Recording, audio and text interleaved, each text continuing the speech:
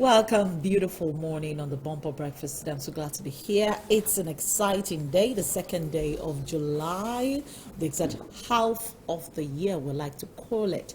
For those who are joining us for the first time, this is Bumper Breakfast, Mondays through Friday, from the hour of 8 o'clock. You enjoy all kinds of music, and sometimes my director just likes to give you some movies as well. So this morning, I start with the papers as usual. Friday edition comes with all of the issues Friday edition usually comes with some issues. We take a look at the papers, we take a look at hard conversations, we try to talk a bit entertainment, we try to talk sports, and at the end of the day we give you a full bumper package that leaves you overtly satisfied with what we are serving. My name is TOMISIN, and it's a pleasure being here with you this morning. I'll take a look at the papers this morning, and maybe I should introduce my guests first. Rupert Ojenowa is on my left this morning. He's a sports enthusiast and public affairs analyst. Good morning, Rupert. Good morning. Good to have you here. And of course, I have Michael Ahunoje. I knew something. Ahunoje here with me this morning. Good morning. Good morning. Good to have you. Good to be here. So I don't know what it is about people that come to the Bumper Breakfast in recent times. All of them are in the yellow side, and I think I'm the only one in the dark side. So I'm in the dark side. When I mean dark side, let them not come and think I'm in the dark side. I'm not in the dark side. As in, I'm not yellow. Proudly brown. I'm not Oyibo. I am brown. I'm African. I'm the original African. You can imagine. They are the escapees. You can imagine. You guys escaped. It's not true. You escaped now. It's not true. I got this from Mama. You got this from Mama, right? You escaped. Mama escaped foreign blood. You two, you now escaped. So all of your family members will be escaping. Your kids will escape. All of you will be yellow. But those of us who are originally Africans, we know ourselves. Proudly brown, proudly black. I'm brown, I'm not black. Beautiful like that. Good to have both of you here this morning. Thank you. Yes, I took a look at the papers this morning, and I particularly like the kind of stories that made the front page. The DSS finally clarifies on what happened at Sunday Igboho's house. We killed two.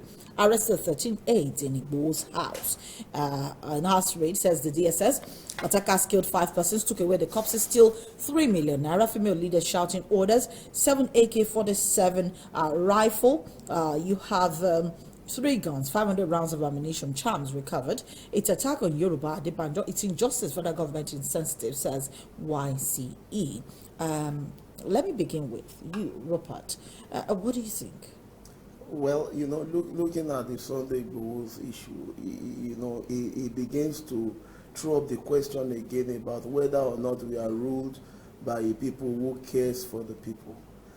Because just a while ago, some few days ago, Nnamdi Kanu was apprehended, and then he jumped bail. He jumped bail. But then again, there's this argument around the fact that this guy, was granted bail, and then he went to his hometown, and then you unleash security men, at him. No, but what do you expect him to do? But the point is, he jumped bail. He jumped bail. So what rational human being will sit down and wait until he's killed? But hold on. Now, that's one perspective to it. But we know the likes of Abdulrashid Maina. Am I correct? Maina. Okay. He also jumped bail. They picked him up from where?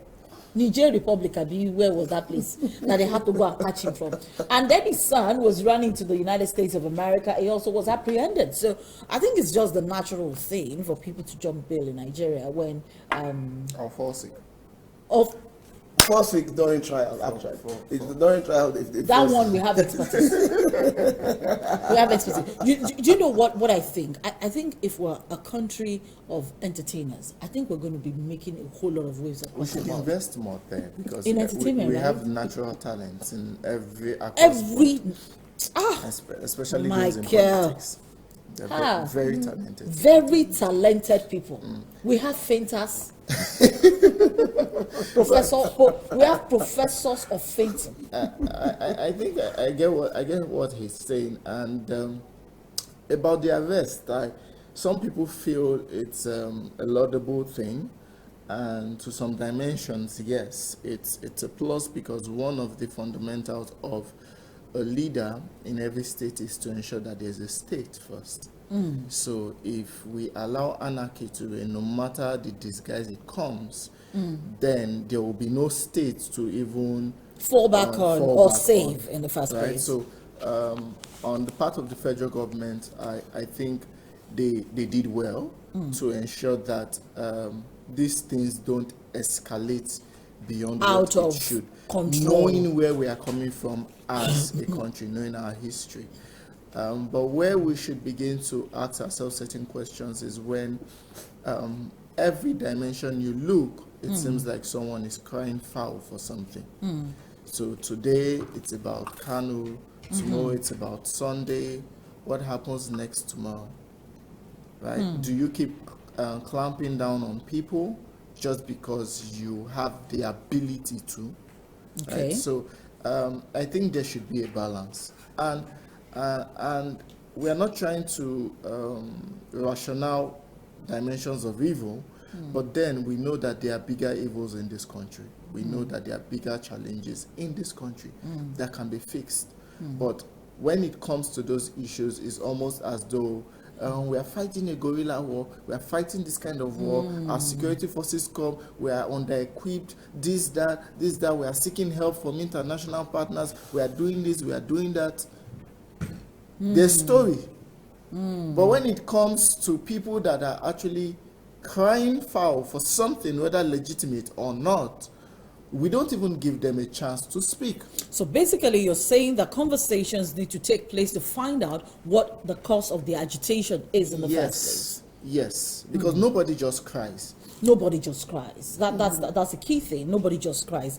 Coincidentally, the banner headline of the Nation newspaper this morning as well tells us the same thing. DSS declares Igboho wanted after arms recovery in its home raid. So yesterday we were on the news and we were awaiting, the idea that it was going to be paraded with his boys. And then the correspondent from Abuja, our correspondent Ashade, did say that he's on the run. So when the story came, I was reading the news that Igbo is on the run. Apparently, do we say... Why are you guys laughing? What do you mean Igbo is on the run? No, but basically it means Igbo that... promised actually...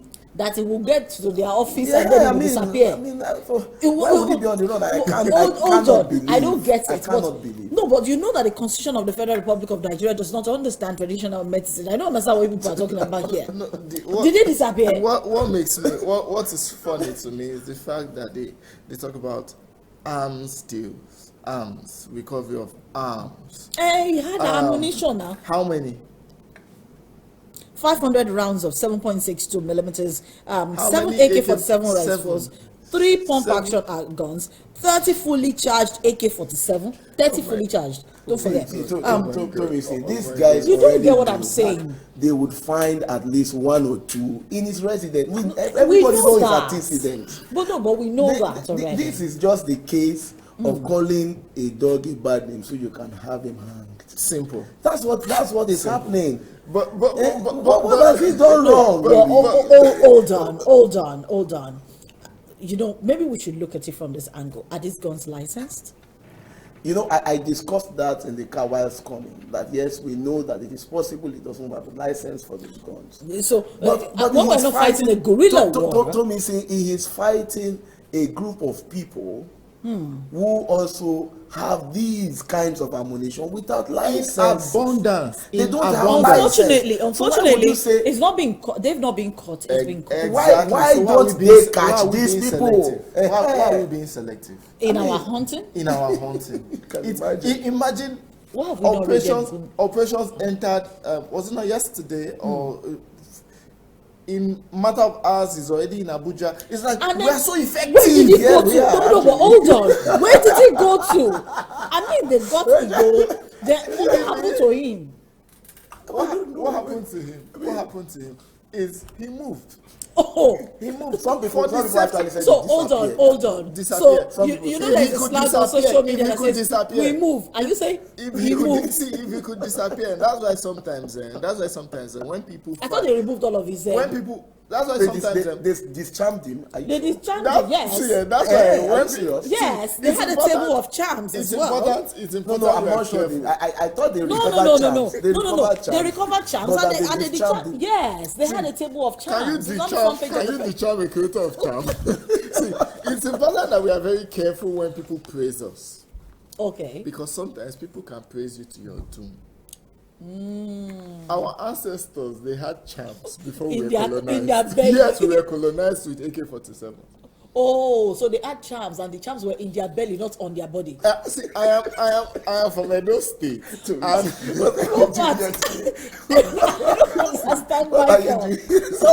understand Michael. I don't understand Michael's I am from Edo State. Okay. And the headquarters of witchcraft.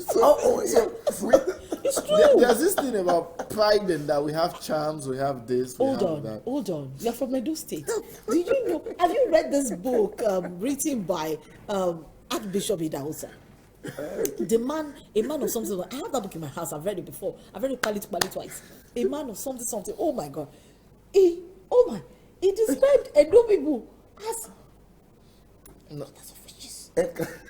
It's almost, it comes So you're a witch. No.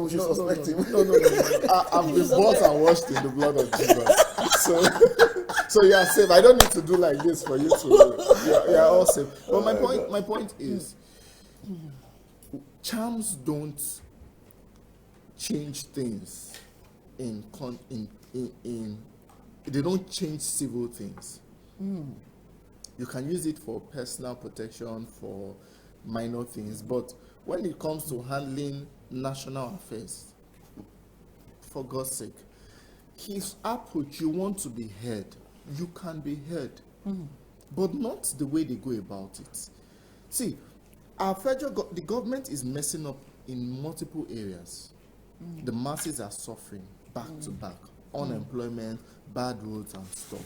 There are ways to legitimately make your voice heard. And that's my challenge with all these agitators. They are taking advantage of a systematic breakdown to try and pursue some personal agendas. Because if the agendas were truly legitimate, in the East by now, I should see some schools founded by Nnamdi Kanu. I should see some health centers founded by this person. You don't spend money pushing for weapons. You are a citizen of a different country. So if you read, you go move. And as a matter of fact, you moved. And you moved. As a matter of fact, and from where you were, you were lighting fire. Good if you were caught in Newi. Yes. They said it was caught in Kenya. Yes, and that's the one that amazes me the most. I don't get why the people who are living outside Nigeria are the proponents of this pleasure, this content in Nigeria. What is your problem? You are in a country that is working. And you have privileges, and you're causing disaster for your family members in Nigeria, even though you are not going to be affected in the long run. That's true. That narrative is true. But we should also look at the fact that the federal government, Nigeria itself, provides a platform for these things to thrive. And that's why he said, even though the government has failed, they're taking advantage of systemic failure. He was talking about people channeling their grievances legitimately. Yes. The end SARS. Wasn't it legitimate? Yes. These guys just stayed and they protested peacefully. Do you see the Hong Kong? No. But see, let's look at it this way. Let's look at Hong Kong. The same way Michael just said that the people who channel it illegitimately are the ones who channel legitimately. Let's look at the NSAS, like you said. It went well, didn't it? And then the likes of vagabonds who had studied the system, who could take advantage of that thing you call systemic failure to push their own agenda, came into the system and changed it. They changed the narrative. They didn't start the narrative. Do you know that the killings that happened in Ifako, in Fagba, Axis, had nothing to do with NSAS? Exactly. But it has a whole lot to do with the fact that Nigeria itself is a nation that is the headquarters of poverty. It has a lot to do to the fact that how do you fight? Do you think poverty is a disease? If poverty is a disease, how do you cure it? No, but do you think that poverty is the reason why I asked you for a cow? And because you didn't give me a cow, I lit your truck of cows. Is poverty the reason for that? That was not poverty. Well, that's not. Is But poverty the reason? agitation itself. So the fact that people, why didn't we find a TOMISIN in the street? Exactly. Why didn't we find you? I was I was actually on on the the street. No, I'm talking about those To who interact with the unleash people there. mayhem. I'm not talking Exactly. about those. I mean, those who channel their grievances legitimately, You'll be have some surprised. level of education, have some level of. NSAS was a success. It- NSAS was a success. we but then cannot- there are lessons to be learned. we really cannot say it was a success. It was. It was a success because you we know were why- ahead. You know why we cannot Yes. say, okay, we were ahead. What has changed? No, I mean, I'm Change really- doesn't come but in. really- That's the mistake I these want you- I agitators want you- make. I want you- Agitators I want you think- to see, look at agitators wait. think I want that- you to look at agitators it think from this that- paradigm. Let's listen to you Okay. first. Let's look at it from this paradigm. We had an NSAS activity. Yes. Even during the NSAS protests and all that, that was one of those. If I had to write an open letter to the president, I had to do a video that I don't normally do. I had to call Femi Adesina to say, please, why won't the president talk? This is taking too long. These guys are legitimately requesting for something. And hold on, please. You know, one of the things that I saw about NSAS is this: when the Hong Kong crisis began, the young people who went on the streets, the university undergraduates and all of that who went on the streets, they had their agenda, and they were pushing for democracy. They had what they needed. They had those things they wanted. They didn't expand the agenda. They had that agenda. NSAS was NSAS. SARS was ended. And then we expanded it a little bit more. And then we expanded it. And then we had a 5-point agenda. And then we came from a 5-point agenda, we had a 7. And then we kept began expanding to- it. This is Buhari what must go, happens. or This is what do happens. you know why they were expanding And it? no. It Because was it was not really so much about the SARS people. It was just that the SARS triggered something that had already been This there. is why I Exactly. said. This is Exactly. why I So you said. find that- This is why I said NSAS was a success, because It got government's the attention. major drive for it was accomplished. Now, when every other agenda began to arise, there was no plan for those things. So that is why it was the one that could be taken the immediately one and dealt with was dealt taken. with. So it was not That like, was the okay, way it was. we've seen a portal, we've seen an opening, let's dive in. Exactly. It was at that point So we became Oliver disorganization Twist. came And into then play. you see the point was for a group of people coming from a lockdown where people had been idle, extremely idle, and stuck in the house. You now had the opportunity to go on the streets. You were eating free food. You were partying and watching movies, watching football, having all the fun that you couldn't have in the 6 months you have been locked down on the street. Tell me you want to go back home. It just made sense to want to stay on the streets. It just made sense. Let me say. It just made let me say sense. something. And so it was majority of the people were there for fun.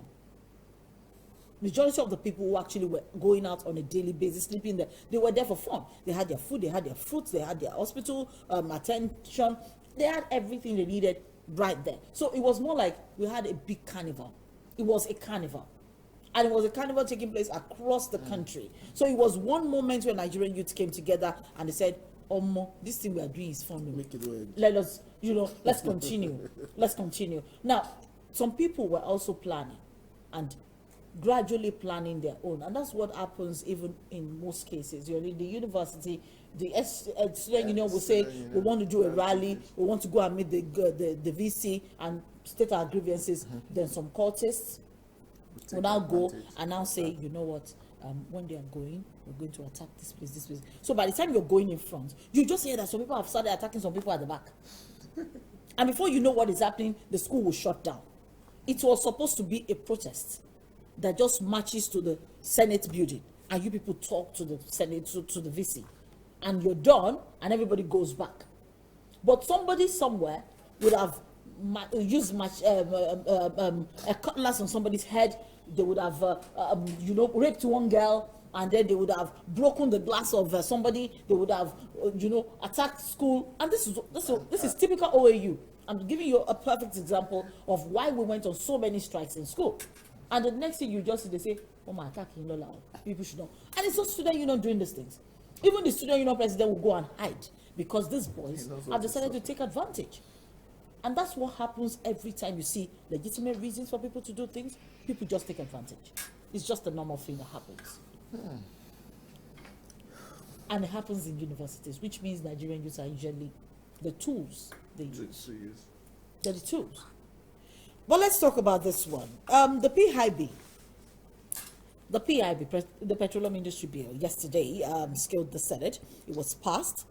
But the Senate reduced the percentage that will be given to the host communities from 5% that was proposed by the Joint Committee of the House of Rep and the Senate to 3%. It used to be 2.5. They reduced it to 3%. The House of Representatives, however, doubled it and retained the 5%. What do you think? You're from, where are you from? Of Ondo State. I'm Delta. You're Delta. So you're both, okay, so every one of us here, we're all from the Niger Delta. So let's talk about this. Brother, sister. Brother, sister. So it was 2.5 before? Yeah, until it was taken up, it was proposed to be 5, and then Senate adopted 3, so there's a point but the 5. House of Rep adopted 5. You see, when it gets to petrol and all its brothers and sisters, we know where it comes from. And that is why, again, we cannot take away leadership in Nigeria. We can't take away inequality in Nigeria. We can't take away those things. That's why you find agitators. And Nnamdi Kanu is saying somewhere sublimely that the Southeast has been marginalized. A Sunday Igboho is saying the Southwest has been marginalized. No, it's not even calling for No. He said the Southwest has been marginalized, and that in fact, that is in his language, that he wants that a nation called the Oduduwa Nation is established. And in one of the articles I read, he said that in fact they wanted Tinubu to be the president. when that happens, I'm sure Tinubu will be like, excuse me? like please, so I must leave Jagaba. He's not the one that is telling you to do what you want to do. But if you go, some of us love Nigeria. Don't you love Nigeria? I do. But if you go to, do you want to have a passport of the Niger Delta? I want to have a Nigeria. Your passport. I really love Nigeria. Let's be together. But let's be together in such a way that there is equity.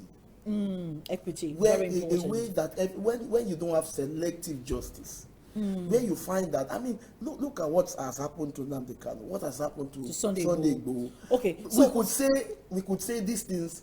Yes, the state have some point. Yeah. But if you then look at that, but don't you also backdrop think, of other people? But don't you also then think that the reason why it happened to Nnamdi Kanu and Sunday Igboho, are those not the agitators of secession? Is there any agitation of secession in the north? Or in the middle belt? Why would they want to do that? In the north, for example, where everything favors them. But why would they want to go? That's what I'm saying. But Tomisin, so that we don't deviate from what you have just talked about. What I'm trying to say is, these communities, they produce these things, and they service. No, they don't produce it. You get it from them. They own it. Land. You own it. Yes. You understand, and then you use revenue from those things to service the entire nation. Yes. And then you are thinking about increment, and you just thought about 0.5%. At the Senate. At the Senate. And if you go to these communities, you find that some of their places are unlivable. Their waters. And that's why the militants. They are even up again. They're up again saying. Now, there is a side to this story that I also want us to talk about, because right now, the Senate has also voted some money aside for the exploration of oil in the north.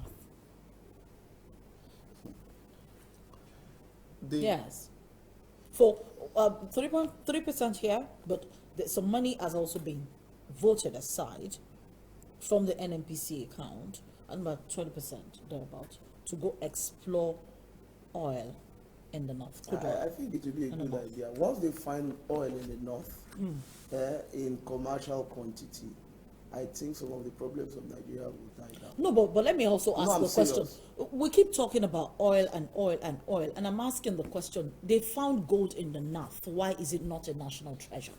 Because it's from the north. No, but it's also in the southwest. There are so many dimensions to these things that sometimes thinking of it alone can just make you just want to take Panadol. The question I would want to ask for my brothers back home is, we seem to love the idea of blaming the federal government at every point about what is allocated to the South. But have we asked ourselves, our leaders in the South, what have they done with the little that have been allocated to them? James Uburi, perfect example. There are many of these leaders over the years that have siphoned this money. Is still giving us money. I cannot mention names on live. His former governor is about to give us money from But then jail. we know that there are people that till now, we know that there are people that till now they are still recovering their loot. Yes. And we're even talking of 3%, how many percent? This one was still like 2.5 when and the national NDDC. NDDC. The Niger Delta Development Commission. How far with that one? No, but we spent 1.5 billion. You want me to faint? You better don't faint here. There's nobody, you don't have any but hold on. to carry you. COVID came. Okay. And you see there's COVID. And if you faint, I cannot put my hand in your mouth. You can write Don't faint. But TOMISIN, this He has no business fainting on the This is what I want you So to. we need to fix that. That's one dimension. Okay. Now, the second dimension is, what is the drive about this searching for oil in the north? Okay. Many people have been saying on the corners about Northern Agenda, Caliphate, Niger Republic, and at every point when you want to deafen your ears to those things like this make you want to reassess them and ask yourself, is there something we are not seeing? How will railway line, the concentration is between here and Niger Republic? What our refineries are not functioning optimally? And at all, we are not thinking of doing that. We are not thinking of enhancing what is existing already. We are not thinking of starting another project that is going to go billions of naira. What am I saying? We're exploring. We are even going to. And we just found gas. And we borrow. And the most, I don't want to call it dumbest, but the world has left this oil that we are fighting for. Technology. The world has left that. Ghana here, they are thinking of using what's it called? Electric cars already. And we're here still. So we already have electric cars around the world. Nigeria is not just taking off. I said Ghana. Nigeria is not taking off. Why Nigeria are we not? I have a friend. Nigeria will I have not. a friend who's one of you the are just people. making a mistake. Nigeria will retain these kinds of Petrol cars for as long as it possible because we have private interests in these that possibility sector. is going dimmer by the day. Oh well, let's we don't check. even have electricity. You How do you want to have electric cars? Yeah, I don't get you. I don't understand, Michael. You want electric cars? Michael, I have Nigeria a will friend. not. I have a friend who is from Delta Nigeria. State. Who is a Nigerian? No, but hold on. I have a friend who is a Nigerian who came in from the United States with a project. Power bank cars. So it's just be like power bank. You just go. People with pack But that's what.